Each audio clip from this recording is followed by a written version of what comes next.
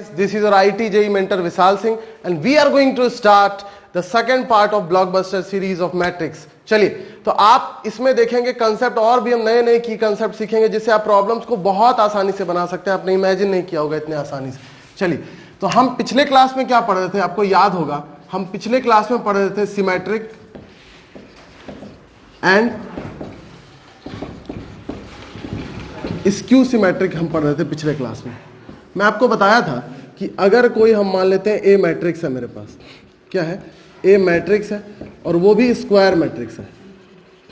क्या है बालक? स्क्वायर मैट्रिक्स, ठीक है। और एक चीज गिवन है आपको कि हमें क्या प्रूव करना है यहां पर, prove that A plus A transpose is symmetric matrix, ये प्रूव करना है। चलिए, आपको मैं बताया था कोई भी क्वेश्चन है सिमेट्रिक या स्क्यू सिमेट्रिक, आप उसको क्या मान लेंगे बालक? हाथी मान लेंगे, कोई आपको समस्या नहीं है। तो आप हाथी का फिर क्या लेते हैं? ट्रांसपोज लेते हैं। अगर ये हाथी फिर से लौट जाएगा तो ये आपका क्या होगा? सिमेट्रिक। अगर नहीं लौट पाया, माइनस हाथी लेके लौट गया, आपने हाथी का ट्रांसपोज लिया और ये क्या आ गया? माइनस ऑफ हाथी, तो ये क्या हो जाएगा आपका? Skew symmetric. ये हम लोग पिछले क्लास में पढ़े थे। ये स्क्यू सिमेट्रिक है और ये मेरा क्या है? सिमेट्रिक। तो चलिए, हम ए प्लस ए ट्रांसपोज का फिर से ट्रांसपोज लेते हैं। तो बताइए, एडिशन ऑफ, हम मैट्रिक्स में ट्रांसपोज देखे थे कि आप इसका ट्रांसपोज हो जाएगा, ए प्लस बी का ट्रांसपोज लेते हैं तो ए का ट्रांसपोज प्लस बी का ट्रांसपोज होता है। और मैं आपको बताया हूं ऑलरेडी कि ट्रांसपोज का ट्रांसपोज क्या हो जाता है? फिर से मैट्रिक्स, उल्टा का उल्टा सीधा होता है। तो ये क्या आ गया? ए प्लस ए ट्रांसपोज, मतलब हाथी का आपने ट्रांसपोज लिया, आपको फिर से हाथी मिल गया। तो कैसा है ये? स्क्यू सिमेट्रिक नहीं है, ये क्या है? सिमेट्रिक मैट्रिक्स है। ये बालक क्या है आपका? सिमेट्रिक। ठीक, चलिए आगे प्रूव करने का एक और क्वेश्चन हम आपको दे देते हैं। Prove that A minus A transpose is skew symmetric. देखिए, सब कुछ फास्ट मैं आपको पढ़ा रहा हूं तो आप एकदम ऑब्जर्व कीजिएगा हर चीज को। ए माइनस ए ट्रांसपोज को हमें स्क्यू सिमेट्रिक दिखाना है, तो आप फिर से इसको हाथी मानेंगे और फिर से ट्रांसपोज लेंगे। अगर माइनस हाथी आ गया तो स्क्यू है, अगर नहीं आया तो सिमेट्रिक है। चलिए देखते हैं। ए माइनस ए ट्रांसपोज को मन ही मन अब हाथी मान लेंगे, इसको ट्रांसपोज लेंगे। तो ए प्लस बी का क्या होता है ट्रांसपोज? ए का ट्रांसपोज माइनस ए का ट्रांसपोज का ट्रांसपोज। बताइए, ये तो ए का ट्रांसपोज आएगा और ये क्या आएगा? माइनस ऑफ ए आएगा। आप जब माइनस कॉमन लेंगे तो क्या आएगा? ए माइनस ए का ट्रांसपोज, मतलब हाथी का ट्रांसपोज क्या है? माइनस ऑफ हाथी। तो ये क्या है बालक? ये स्क्यू सिमेट्रिक, कोई समस्या नहीं। तो हम समझ चुके हैं सिमेट्रिक और स्क्यू सिमेट्रिक क्या है, कोई भी आपको तकलीफ नहीं हो रहा होगा, मुझे पूरा विश्वास है। अब आपको अगर कोई बोल दे कि भाई आप ए मैट्रिक्स को सिमेट्रिक और स्क्यू सिमेट्रिक दोनों के फॉर्म में लिखिए, तो हम लिख सकते हैं। कैसे लिख सकते हैं? हम कर देंगे half of A plus A transpose plus half of A minus A transpose. क्यों? क्योंकि जब इसको ब्रेक करेंगे तो फिर से ए ही लौटेगा, ये कट जाएगा ट्रांसपोज वाला, हाफ ए प्लस हाफ ए हो गया। तो मतलब किसी भी मैट्रिक्स को, स्क्वायर मैट्रिक्स को आप किस फॉर्म में प्रेजेंट कर सकते हैं? सिमेट्रिक और स्क्यू सिमेट्रिक के फॉर्म में। ये कोई भी क्या है आपका? स्क्वायर मैट्रिक्स है। तो ये आपको एकदम अच्छे से याद होना चाहिए। तो ये पूरा था स्क्यू सिमेट्रिक और सिमेट्रिक का हम लोग का पार्ट। अब हम लोग क्वेश्चंस इस पे देखते रहेंगे, अच्छे अच्छे क्वेश्चंस बनाएंगे। किसी भी तरह के क्वेश्चन को आप बना सकते हैं, सिर्फ आपको उसको हाथी मानना और कुछ भी नहीं मानना है। 2020 का एक अभी हम क्वेश्चन बनाएंगे। उस क्वेश्चन में हम ये देखेंगे कि मैंने आपको पहले बताया था जनरलाइजेशन कंसेप्ट, कि किसी भी मैट्रिक्स को अगर सिंपल फॉर्म में क्वेश्चन में दिया हुआ है, आपको कॉम्प्लेक्स फॉर्म में ले जाना है, तो हम क्या करते थे? जनरलाइजेशन का कंसेप्ट यूज करते थे। मतलब हम उसको पावर n के लिए भी बनाने का कोशिश करते थे। That was also called the principle of mathematical induction. इसी पे बेस्ड एक क्वेश्चन 2020 में पूछा गया है जनरलाइजेशन में, हम उसको देखते हैं। चलिए, तो ये क्वेश्चन आपको दिख रहा है। क्वेश्चन में ब्लेंड है, किस चीज का ब्लेंड है? कॉम्प्लेक्स नंबर का एक बेसिक कंसेप्ट लगता है यहां पर, और मैट्रिक्स। इसमें आपको कंसेप्ट जनरलाइजेशन का लगाना है। क्यों मैंने बोला? क्योंकि देखिए, आपको एक सिंपल मैट्रिक्स दिया हुआ है, ए दिया हुआ है, और आपसे क्या पूछा जा रहा है? ए का पावर 31।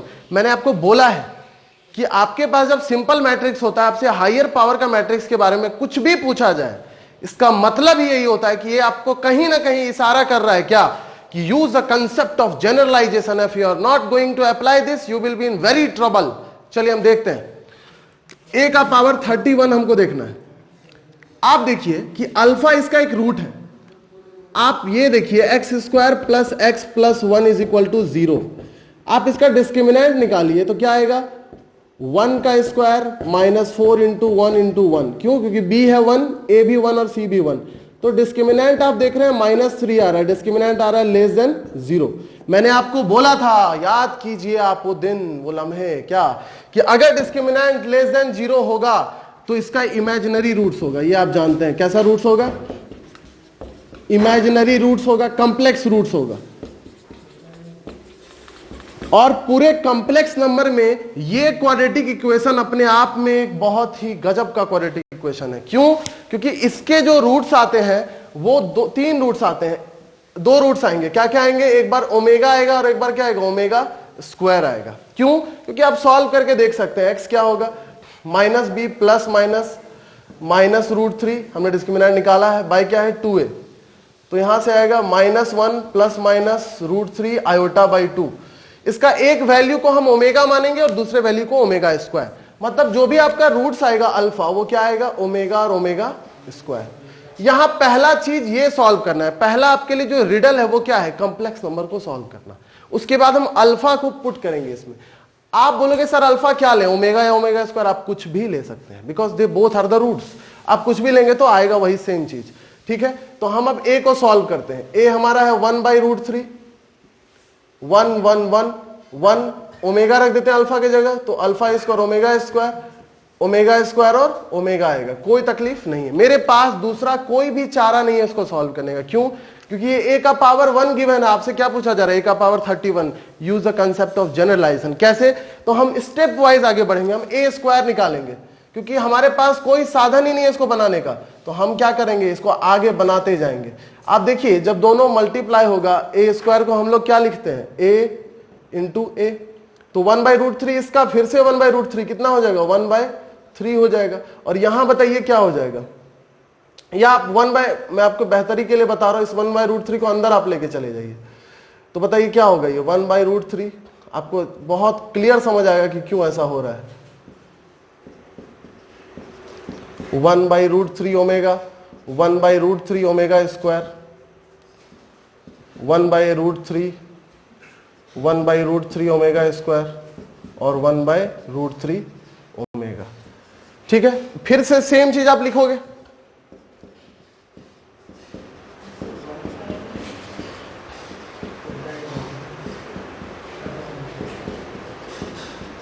आप देखते जाइएगा, कुछ नहीं है, बहुत आसान है। ओमेगा स्क्वायर ऊपर रहेगा,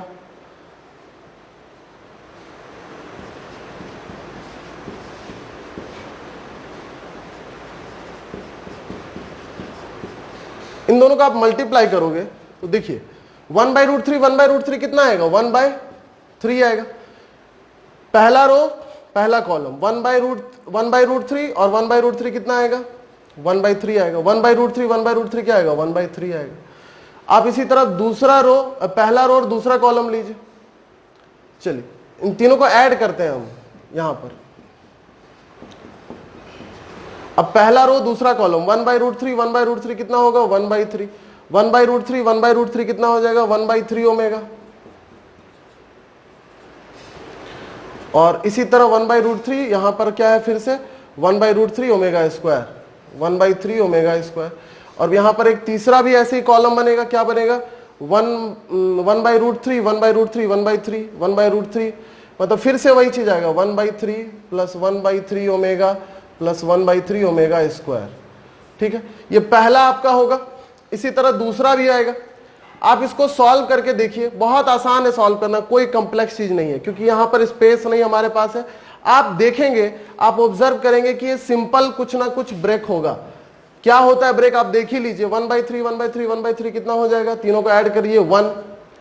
ये आप 1/3 कॉमन लेंगे तो 1 प्लस ओमेगा स्क्वायर, ये कितना होता है, इसका वैल्यू 0 होता है, कॉम्प्लेक्स नंबर का पार्ट है तो ये 0 होगा। इसी तरह ये भी 0 होगा। आप सिंपल ऑब्जर्वेशन से बना सकते हैं। अगला क्या होगा, 1/√3 1/3, फिर ये भी मल्टीप्लाई होगा ओमेगा और ये भी मल्टीप्लाई ओमेगा स्क्वायर, मतलब यहां जो टर्म आने वाला है अगला 1/3 1 प्लस ओमेगा स्क्वायर आएगा, ये भी जीरो, मतलब ये भी जीरो।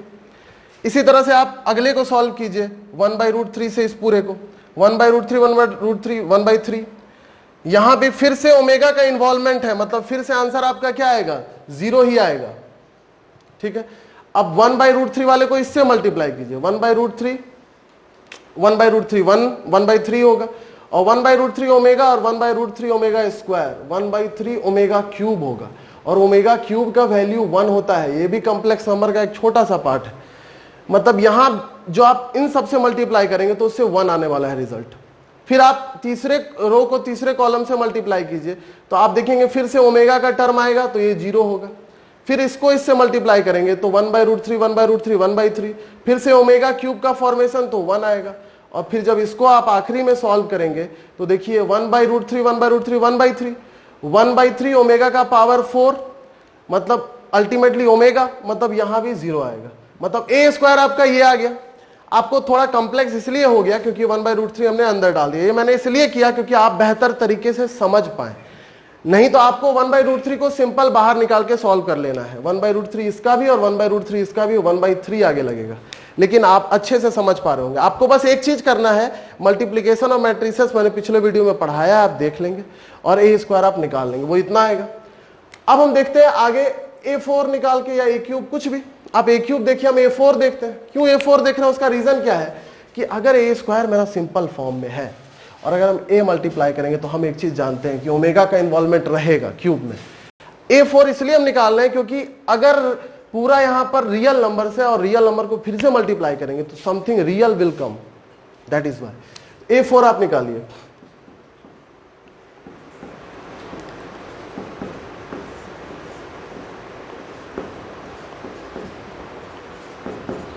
आप सॉल्व कीजिए इसको, तो ये सॉल्व होने के बाद देखिए क्या आएगा, ये पहले में 1 आने वाला है, दूसरे में 1 0 0 हो जाएगा मल्टीप्लाई करके, 0 × 0 0 0 × 1 0, इसी तरह तीसरा भी 0 हो जाएगा। आप इसमें देखिए तो सब कुछ 0, फिर आप इसमें देखेंगे तो 1 और 1 लास्ट में मल्टीप्लाई होकर 1, अल्टीमेटली ये आने वाला है क्या, एक आइडेंटिटी मैट्रिक्स। आप देखिए कितना कमाल हो गया, यहां पर ए हमारा क्या है, एक पूरा ओमेगा से भरा हुआ चीज है, ए स्क्वायर पूरा रियल नंबर यहां पर आ गया है, और A4 में सारा कुछ 1 0 0 0 1 0 0 0 1, एक आइडेंटिटी मैट्रिक्स हो गया। मतलब A4 को हम डायरेक्ट लिख सकते हैं क्या, आइडेंटिटी मैट्रिक्स ऑफ ऑर्डर 3 × 3। अब हमें किसका वैल्यू निकालना है, a का पावर 31 का। तो चलिए हम देखते हैं, a का पावर 31 को हम लोग क्या लिख सकते हैं, क्या मैं 28 × a का पावर 3 लिख सकता हूं? क्यों, क्योंकि 28 और 3 ऐड होकर 31 हो जाएगा। आप बताइए a का पावर 28 को क्या लिख सकते हैं, a का पावर 4 का पावर 7। अब बताइए a का 4 तो आइडेंटिटी मैट्रिक्स है, और आइडेंटिटी मैट्रिक्स पे कितना भी पावर लगा दीजिए, i का पावर n भी लगा दीजिए तो i ही आएगा, मतलब ये क्या आएगा अल्टीमेटली i, मतलब a क्यूब। तो a का पावर 31 क्या है, a क्यूब। i का कोई खुद का अस्तित्व नहीं होता है, वो तो बस एक फॉर्म बनता है जो ऑर्डर को डिफाइन करता है। तो मतलब हमारा A31 क्या आ रहा है, a क्यूब आ रहा है।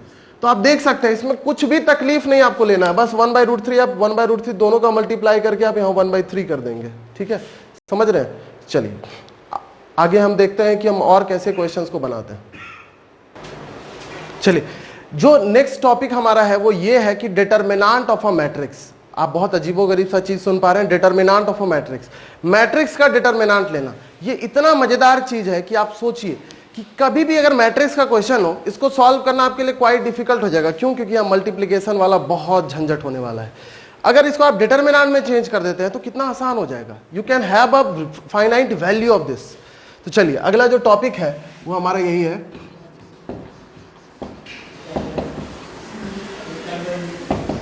Determinant of a matrix. चलिए कुछ कंसेप्ट है।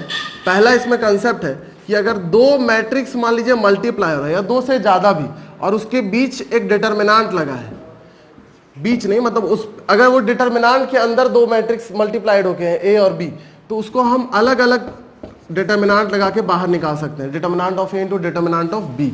अगला कंसेप्ट जो है आपका कि मान लीजिए कोई रियल नंबर लैम्डा किसी डिटर्मिनेंट ए का मल्टीप्लाई कर रहे हैं और हम फिर उसका डिटर्मिनेंट ले रहे हैं, मतलब कोई मैट्रिक्स है मेरे पास ए, कुछ भी मान लीजिए दिया है, इसमें हम कुछ लैम्डा मल्टीप्लाई कर दे रहे हैं, तो लैम्डा क्या होगा, किसी एक रो या किसी एक कॉलम में मल्टीप्लाई हो जाएगा सबसे, जितने भी चीज हैं। यहां नहीं होगा, ये सिर्फ एक रो या एक कॉलम में। और फिर इसका डिटर्मिनेंट लेना, जब हम लैम्डा ए का डिटर्मिनेंट पूरे का लेते हैं तो आप याद रखेंगे आज से, यहां पर एक पूरा आपके लिए रिवीजन कोर्स है, आप प्रूफ पे मत जाइए, कोई काम का नहीं है आपका। 12th में आप इसको प्रूव ऑलरेडी करते हैं मैट्रिक्स को बार बार सॉल्व करके। तो ये होता है लैम्डा का power n-1 into determinant of A, where n जो है, n is the order of matrix A. Matrix A का क्या है, n ऑर्डर है। चलिए तीसरा कंसेप्ट जो है वो ये है कि ए इनवर्स का अगर हम डिटर्मिनेंट ले लें, इनवर्स ऑफ ए मैट्रिक्स का, तो आप इसको बड़े आसानी से डिटर्मिनेंट ऑफ ए का इनवर्स लिख सकते हैं। मतलब ये हो जाएगा अल्टीमेटली 1 बाय डिटर्मिनेंट ऑफ ए। ये सबसे इंपॉर्टेंट है। क्यों है इंपॉर्टेंट आप समझिए। ए इनवर्स का डिटर्मिनेंट हम क्यों निकालते हैं, क्यों? क्योंकि ए इनवर्स निकालना बहुत टफ होता है। सोचिए कैसे। ए इनवर्स अगर आप पढ़े होंगे तो जानते हैं कि ए इनवर्स होता है adjoint of A by determinant of A. It is something which is very difficult to find out. क्यों? क्योंकि एडजॉइंट निकालने में आपको कोफैक्टर निकालना होगा, फिर ट्रांसपोज लेना होगा, तब जाके वो आपका क्या होगा, एडजॉइंट, और फिर आपको उसके डिटर्मिनेंट से डिवाइड करना होगा, तब जाके आपको इनवर्स मिलेगा। तो क्यों ना हम इनवर्स मैट्रिक्स को डिटर्मिनेंट से जोड़ के आसान कर ले। तो ए इनवर्स का डिटर्मिनेंट जो होता है वो होता है डिटर्मिनेंट ऑफ ए का इनवर्स। तो इनवर्स कोई भी चीज क्या हो जाएगा, 1 बाय डिटर्मिनेंट ऑफ ए। मतलब अगर आप इनवर्स मैट्रिक्स का डिटर्मिनेंट लेंगे तो सिंपली आप उसको क्या लिख लीजिए, 1 बाय डिटर्मिनेंट ऑफ ए। कमाल का चीज है। अगला चीज जो चौथा और सबसे लास्ट है इसमें, वो कि ए पर पावर पी है और उसका अगर हम ले रहे हैं डिटर्मिनेंट, मतलब कोई डिटर्मिनेंट ए दिया हुआ है और आपको ए का पावर 31 का निकालना है डिटर्मिनेंट, तो अब हम ए का पावर 31 नहीं निकालेंगे, हम क्या करेंगे, इसको लिख लेंगे डिटर्मिनेंट ऑफ ए का पावर पी। मतलब आप डिटर्मिनेंट ऑफ ए लिख लीजिए, उस पर पावर पी लगा दीजिए। कितना आसान है, this is quite easy for you. चलिए ये इस कंसेप्ट का जान है, आप सोच नहीं सकते। मैं एक आपको क्वेश्चन देता हूं और आगे क्वेश्चंस मैं आपसे बनवाऊंगा, जेईई मेन के बहुत सारे क्वेश्चन। एक क्वेश्चन है, मान लीजिए 2 इंटू ए बी इनवर्स, इसका आपको वैल्यू निकालना है, ठीक है। और डिटर्मिनेंट ऑफ बी मान लीजिए दिया हुआ है 3 और डिटर्मिनेंट ऑफ ए दिया है 4 और A and B are matrix of order 3x3। ये भी दिया हुआ है कि ए और बी कैसा मैट्रिक्स है, ऑर्डर 3x3 का, और डिटर्मिनेंट ऑफ बी 3 दिया और डिटर्मिनेंट ऑफ ए 4 दिया है। आप बोलोगे सर कैसे बनाएंगे, तो देखिए आप इसको मान लीजिए एक संख्या x, इसको मान लीजिए आप y, तो आप बताएंगे एक्स वाई का डिटर्मिनेंट हम अभी अभी क्या पढ़े हैं, determinant of x into determinant of y। तो बताइए डिटर्मिनेंट ऑफ x में क्या आप रखेंगे, 2a इंटू बी का इनवर्स, इंटू मत कीजिए, 2a इंटू बी इनवर्स। इसका डिटर्मिनेंट क्या हो जाएगा बताइए, 2a का डिटर्मिनेंट इंटू बी इनवर्स का डिटर्मिनेंट। और आप बताइए 2a हो जाएगा ये, और b इनवर्स का डिटर्मिनेंट देखिए, a इनवर्स का determinant 1 bye determinant of a, मतलब ये हो जाएगा 1 बाय डिटर्मिनेंट ऑफ b। कितना आसान है। और इंटू a मतलब लैम्डा इंटू a क्या होता है, लैम्डा का पावर n-1, तो लैम्डा यहाँ क्या है 2, n क्या है 3 - 1 into determinant of a into 1 bye determinant of b। तो यहां से जो सॉल्व होकर आएगा तो 2 का पावर 2 हो जाएगा, और डिटर्मिनेंट ऑफ a कितना दिया हुआ है, वैल्यू हमारा 4 दिया है, और डिटर्मिनेंट ऑफ b कितना दिया, वैल्यू 3 दिया है। तो बताइए कितना होगा, 4 इंटू 4/3, मतलब आंसर कितना होगा 16/3। कितना आसान है। और ऐसे क्वेश्चन बेशुमार पूछे जाते हैं, 2020 2019 हर बार ये क्वेश्चन पूछा गया है। तो अगले हम जो वीडियो होंगे मैट्रिक्सेस के, उसमें हम नए नई चीज को और भी पढ़ेंगे और हम जल्द से जल्द मैट्रिक्स खत्म करके सारा क्वेश्चन जेईई का बनाएंगे। तब तक के लिए best of luck, thank you.